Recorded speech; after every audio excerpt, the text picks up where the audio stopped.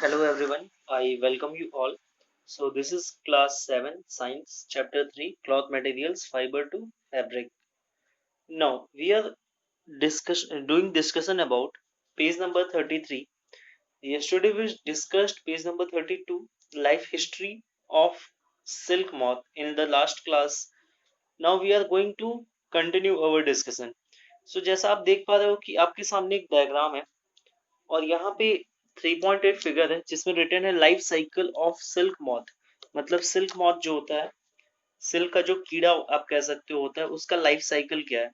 तो first of all आपको top में एक सिल्क मॉथ दिख रहा है अडल्ट, वो एग्स को ले करता है मलबरी लीफ पे और फिर वहां से आप देख पा रहे हो एग्स थोड़ा सा ग्रो कर रहे हैं और प्यूपा इनसाइड ककून उसमें पल रहा है और कैटरपिलर लार्वा ऑन लीफ आपको दिखाई दे रहा है।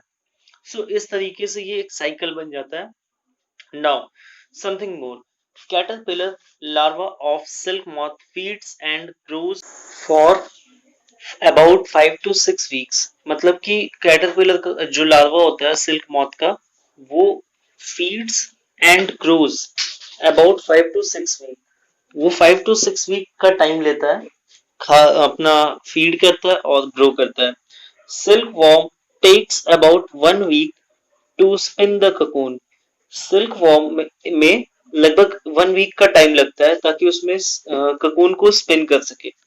The cocoon is formed of only one continuous thread. और इस तरीके से जो ककून बनता है वो एक ही कंटिन्यूअस थ्रेड होता है, एक लंबा थ्रेड होता है, having an approximate length of 1.5 kilometre. और अगर उसका अप्रोक्सीमेशन चेक करो, लगभग में लेंथ देखो, तो लगभग लगभग उसका 1.5 किलोमीटर का लेंथ होता है, 1500 मीटर्स या 1.5 kilometre. Further development of silk moth continues inside the cocoon. इसके बाद जो सिल्क मॉथ का जो डेवलपमेंट है, विकास है, वो उस ककून के अंदर ही होता रहता है। At the end of pupal stage, moths cut the silken fiber of the cocoon and the young moth flies out। और प्यूपल स्टेज के लास्ट में क्या होता है कि जो सिल्कन मॉथ्स जो होते हैं कीड़े, ये सिल्क फॉर्म के, ये सिल्कन फाइबर को कट करते हैं ककून से और यंग मॉथ इसमें से बाहर निकल जाता है। आपको फिगर 3.9 में दिख रहा होगा, silk moth cocoon and caterpillar. Now from cocoon to silk, cocoon से सिल्क कैसे निकालते हैं। The breeding and management of silk moth for the production of silk involve the following step. Silk silk moth का breeding मतलब कि उसका पालन और मैनेजमेंट प्रोडक्शन के लिए, जिस सिल्क के उत्पादन के लिए इन फॉलोइंग स्टेप्स में किया जाता है। तो जैसा कि आप समझ पाते हैं कि किसी भी चीज का टू पर्पस हो सकता है। जैसे आप यूं देखो, जैसे हेन है, मुर्गी है या गोट है, बकरी है, तो एक तो होता है कि नेचुरल वे में वो अपना जीते खाते हैं और अपना प्रोडक्शन करते हैं फिर मर जाते हैं।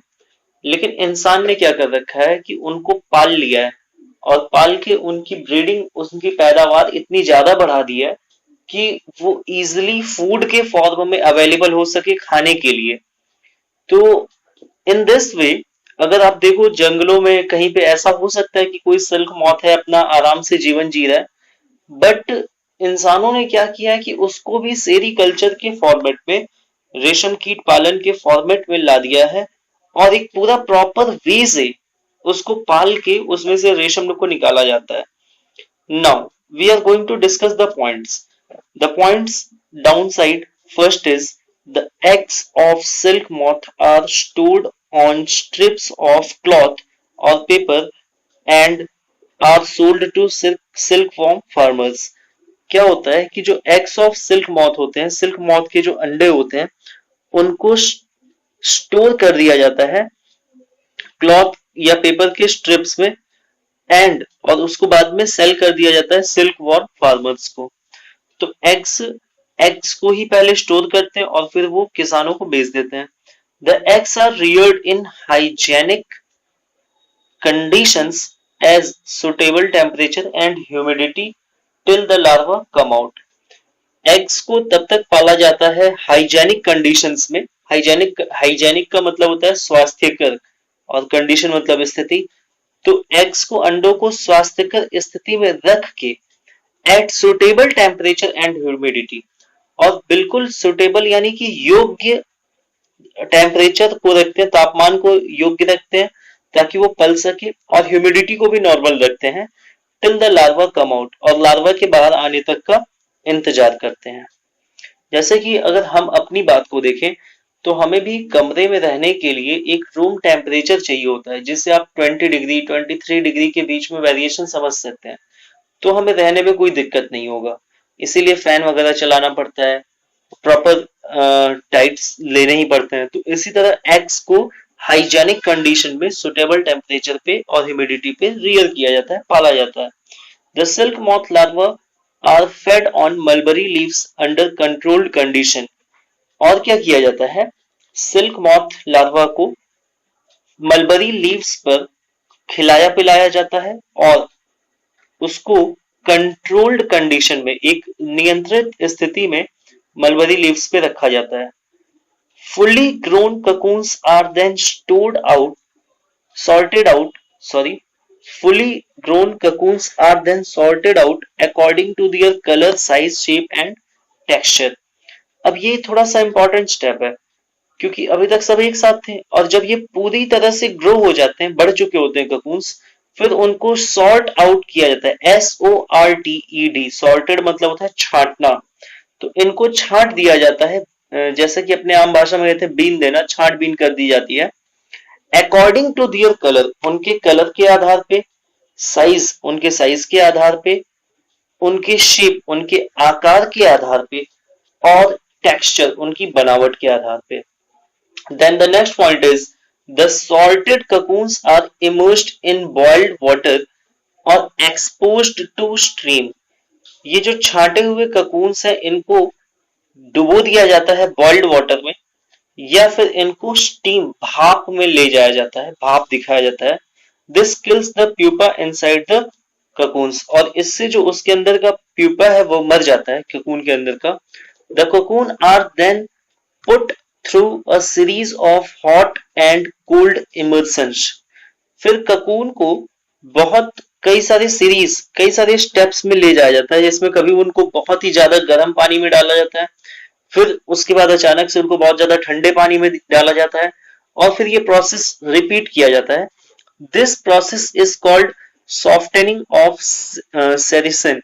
इस प्रोसेस को कहते हैं सेरिसिन को सॉफ्ट करने का प्रोसेस। द सेरिसिन और silk gum is a gummy substance that holds the two strands of fibron protein of a silk fiber together।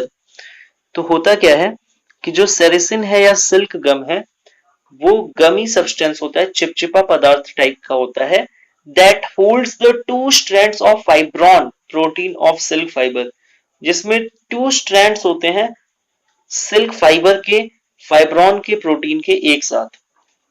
अब देखो आपको यहाँ पे जो पॉइंट है फिगर 3.10 में, उसमें रिटन है obtaining silk fibre from cocoon, कि सिल्क फाइबर को ककून से कैसे प्राप्त करते हैं।